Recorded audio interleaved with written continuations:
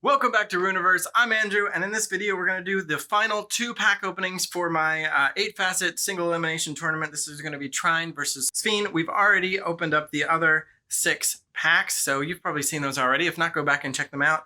But we got 2 packs left, no more randomness. We know exactly which 2 are going to be in this matchup, and let's go do it. All right, here we go. Last 2 packs, Trine versus Sphene. No die rolling needed. Let's get started with the Trine pack and my trusty pair of scissors.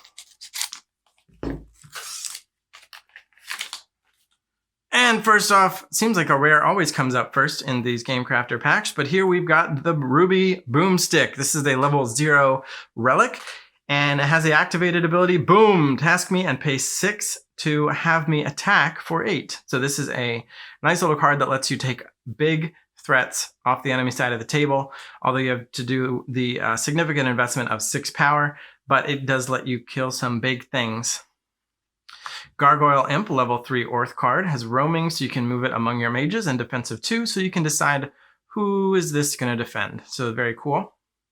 Here's another Terrain, so we saw this in the Orth pack as well, but this is a very good defender and attacker, so it takes an attack, hides underground from it, and then is able to come out of the tunnel attacking on your follow-up turn.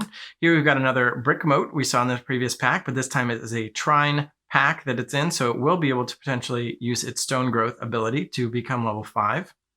We have a Star variant Egg of Unerring Tenacity. Reinforced, task me to have me become face down Vim for an ally creature. So this is pretty cool because it's a level 0, but it can turn, you can use it to guard or whatever you need to do, or in a pinch it can basically become an extra life for one of your stronger creatures. Yanpi has reduction, ongoing ability. Cards cost 4 or higher, cost my mage 1 less power. So this lets you bring out expensive things quicker. For example, this Brick Moat. So you could evoke this for only 3 power and potentially get a counter and have it be level 5. And then use your Egg of Unerring Tenacity to give it an extra Vim for no additional power. So this is shaping up pretty well. And here we've got Tusk. Cost 2, strength plus 2, so that functions as a level 4, and once per turn after I attack and survive, untask an ally creature and heal it. So it lets one of your other creatures effectively get relentless when this is attacking and not dying. Star variant uncommon Behemoth, and there's just relentless straight up. After I become tasked for the first time on your turn, untask me. It's a little bit tricky to evoke as a level 7, but that also means it is going to be big. Yen Flayer, we've seen this guy before, level 3 with +1 from strength and ward, so your opponent can't shoot it with spells and abilities. Another Egg of Unerring Tenacity, so we can be giving a lot of our big creatures extra lives. Paranoid Barad readiness when I'm attacked, draw a card, and that's of course a cool looking Star variant. Stone's Throw, when evoked by a mage with a destruction focus, it costs only 1, which is pretty cool, and you get to choose to destroy an enemy relic, or this spell just attacks for 2. Here's another Tusk. So this is a very Tusky deck. Yeah, this is going to be a beefy little monster here of a deck. So we'll see how this goes. But yeah, here's another one. Immolate, you get a flame counter. Immolate attacks for 3 plus the number of flame counters you have. So we can be picking off big scary things off the enemy side of the table. Yeti has Vim, it's a level 5. So again, hard to evoke. A little bit clunky and awkward to play, but it gets a face down Vim from the top of your deck, so you got to kill this thing twice. Here is a Yanpi supporter, lets an attacker take no damage next time they attack. Another Yanpi, so our spells will be even cheaper potentially. And finally, we have Ember Boar. It can attack for 2 if you dispel it, or just let it be a little level 1 boar. So this is definitely going to be a force to be reckoned with. I think the downside of this deck could be if too many small aggressive creatures are too fast for it and are willing to throw some of their creatures under the bus. And unfortunately for the Trine deck, that is exactly what Sphene is good at doing. So let's see what is in this pack. And then of course you'll have to watch how the matchup plays out in a future video. But for now, let's see how equipped this Sphene deck will be at dealing with that Trine opponent. And here we see a second copy of Cataclysm. We saw that earlier in the Orth deck, but now the Sphene deck has it as well. Dispel all the enemy mage's creatures. So if this deck does end up being aggressive, this actually might not be a super good spell. Having to pay 9 just to take all the guards out of the way for an aggressive attack is not super great when the Ruby has the Burning Stare spell that can do the same thing for only 3. But as a defensive card, avoiding a bunch of potential attacks on the next turn, this is what this is for. So we'll see what this deck wants to do. But so here is a star variant, uncommon, Creeper Shard, Relic, costs 1, and it has lore, task me, and pay 1 more to create a swarming bug token. So this makes little bugs over the course of the game. Verdrak Adolescent, also making bugs. Each mage phase that it begins, their mage gets another little bug. We have Left Shaman, level 3 star variant with taunt. A little bit defensive. We got 2 of those. So we started off with a little bit more aggressive stuff. Now we got a little bit more defensive stuff.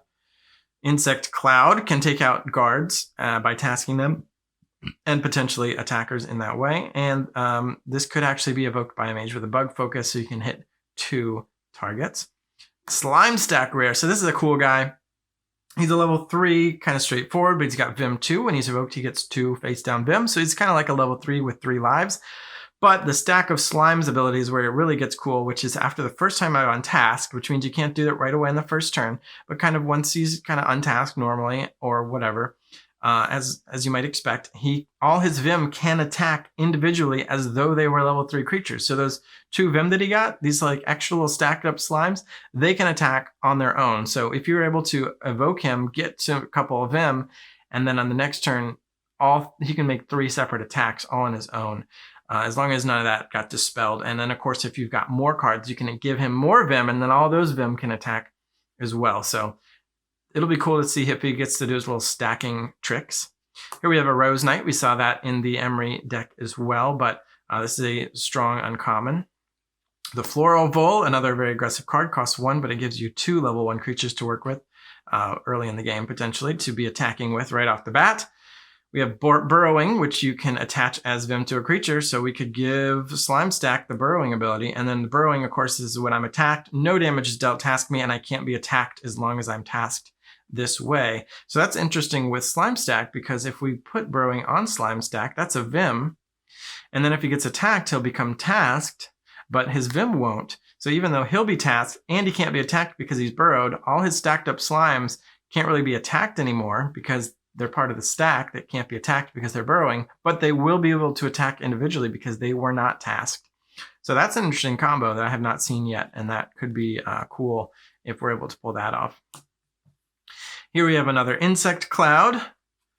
Fill Kit keeps showing up, but unless we have a Chlor Bunny, this Evolution Lord ability is never going to trigger. But still, if this does end up being an aggressive deck, any kind of level 1 creature is all you need. You just need to be able to play things early and attack with them.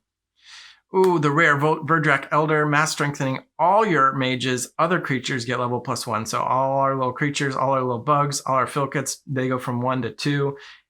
Slime Stack goes from 3 to 4. A lot of things could get beefed up by this Verdrak Elder, so that'll be neat in action. I got another Scorpion, another little deadly level 1 guy. Verdrak Tuft, level 1. If evoked by a Unity mage, it gets a level +1 counter on one of its allies. And it has the Unity ability, which means it can attack with an ally, and you decide how they share damage in the attack, so that's kind of cool. Slimiostasis. This card's been updated slightly just to clarify the wording a little bit, but basically it functions how it says here in my hand. But this will let you take out a creature for a turn cycle, basically. Another Verdrak Tuft, and another Eggless Boundless Unity. So as Fiend is known to do, we've got a lot of small creatures in this deck, and that could pose a threat to this kind of bulky Trine deck. So we'll see. These decks both look actually pretty strong, so we'll see which of those two ends up on top. Anyway, thanks for watching all 4 of these pack opening tournament bracket generating videos. Weirdly enough, I've still got these 3 cards set aside that were in one of my packs as cards number 19, 20, and 21. I don't know why they're here or what they're for.